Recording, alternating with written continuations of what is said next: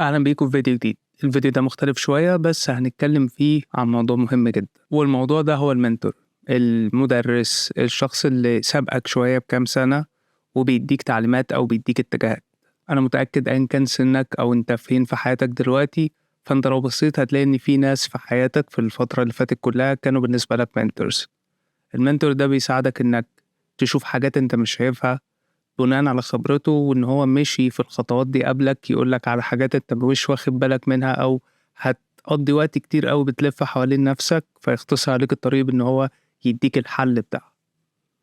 إن يكون عندك mentor دي من أهم الحاجات اللي أنت محتاجها علشان تكون بتمشي في طريق الحاجة، أيًا كانت إيه الحاجة دي. الmentor بيكون حد مشي في نفس الطريق ده، غلط غلطات كتير واتعلم منها، وبيدّيك الخبرة دي بطريقة مكثفة شوية. المنتور ده ممكن يكون حد في الدايرة بتاعتك، ممكن يكون حد في شغلك، أو ممكن يكون شخصية أصلا ما بتتعاملش معاها، حد عارف القصة بتاعته ومنها بتطلع حكم وعبر وحاجات بتطبقها على حياتك أو على الرحلة بتاعتك، وبناء عليها بتحسن القرارات بتاعتك أو بتديك معلومات أكتر قبل ما تغلط الغلطات دي، بحيث إن أنت يا تبعد عنها يا تبقى عارف النتائج المتوقعة منها. وممكن يكون موضوع المنتورشيب ده كان السبب بتاع إن أنا بدأت أعمل فيديوز على يوتيوب وأعمل حاجات لونج فورم، وأحط من وقتي يعتبر دلوقتي أكتر من الوقت اللي بحطه في الشغل إن أنا أعمله كونتنت، على أساس إن أنا بحاول أدفع الدين اللي عليا، أرد اللي اتعمل والجمايل اللي أنا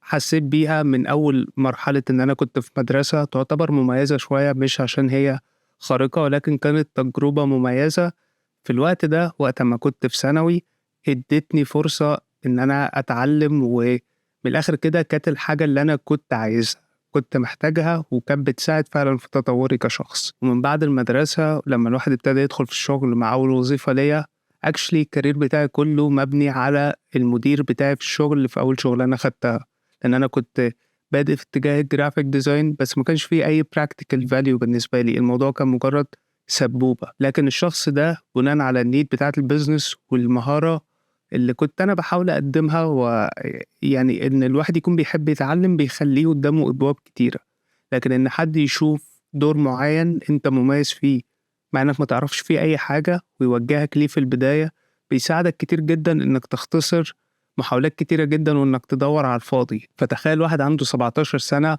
اشتغل في ايجنسي أول مرة في حياته ياخد شغلانة أصلا، وعايز يبقى أو بيعمل شغل جرافيك ديزاين، بس المدير بتاع الشغل قال له لا بص، في حاجة اسمها يو اي يو اكس، انت ديزاينر شاطر بتعرف تعمل الحاجات دي، بس انت مش فنان، انت بتقعدش ترسم في الورقة والقلم، انت حد انجينير اكتر، دماغك هندسة اكتر.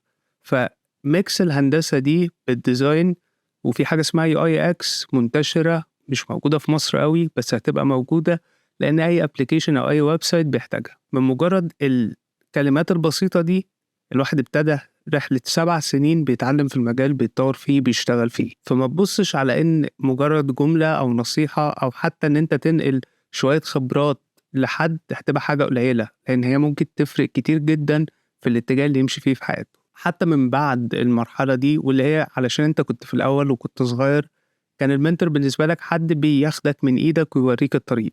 بعد كده لما أنت بتبتدي تحاول تاخد الطريق وتمشي فيه، المنتورشيب صورتها بتختلف شوية، لأن المنتور بيبتدي يقول لك أنت بتعمل إيه غلط، أو يقول لك على حاجات تعملها ولما تعملها هتلاقي إن هي ما كانتش مناسبة معاك.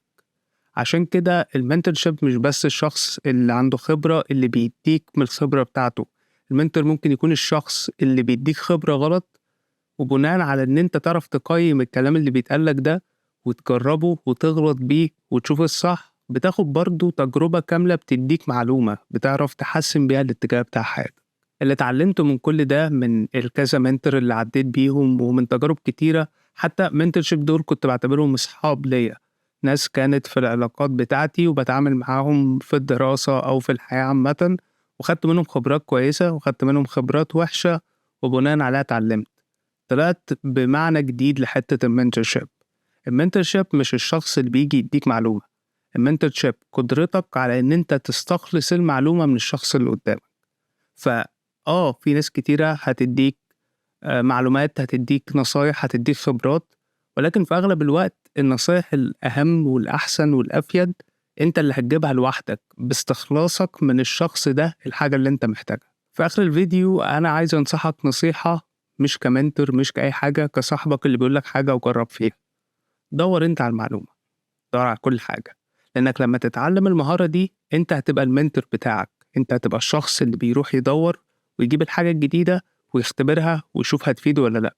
وكمان هتبقى الشخص اللي مش مستني حد يمسك ايده ويمشيه، هتبقى بتعرف ايه الحاجات اللي فيها تجارب كويسة وتبتدي تمشي في اتجاهها، وقبل ما تاخد خطوة هتعرف إذا كان فيه تجارب وحشة وهل ده هينطبق عليك فتبعد عنها.